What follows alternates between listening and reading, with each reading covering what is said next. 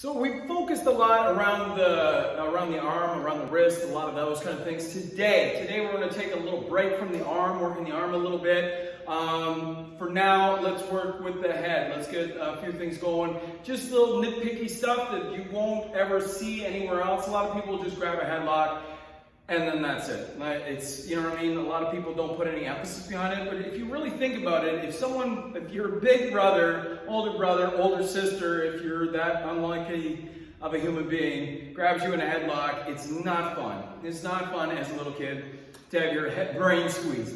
So we're gonna go over headlock today. Just the finer points of the headlock. Basically, we're going over positioning and the stuff that drives me nuts. So we're going to work on our footing, so make our feet correct all the time, and we're also going to work on like hand placement in the headlock.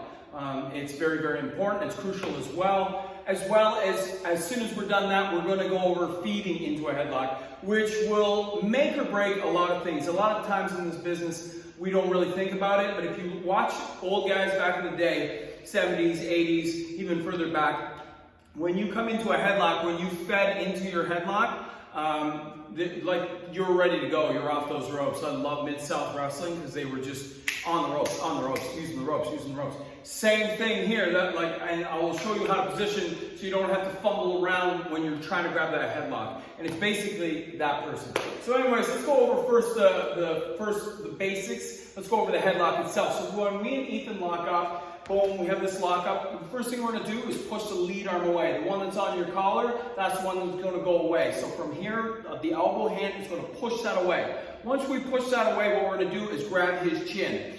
This is like a good, I know a lot of guys like to rip in with the head. They just push away and rip the head in. I like to have the guide. That's the idea, is I want to make sure that his head is going exactly where I want it. That's when I push that hand away, my hand is going to go under his chin. So I'm actually going to grab his chin. My hand is on the back of his collar still, and when I pull in, my left leg comes back, and I step into that headlock. So I snap him in. Now, if we had a little bit more space, you would see my feet. My right foot is ahead, my left foot is back, and I'm in a good stance. You can't knock me over, and the lean should be on him.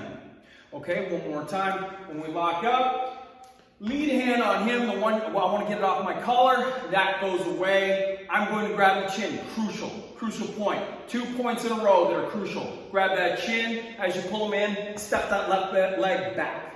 Left leg goes back. Now, knuckles. Let's go over this since we're already here. When we grab this headlock, the knuckles on your left hand have got to be up. The idea is you can either like really bring some pressure and it looks more realistic instead of this. Also, this kind of a headlock, you can see his mouth, you can see his face.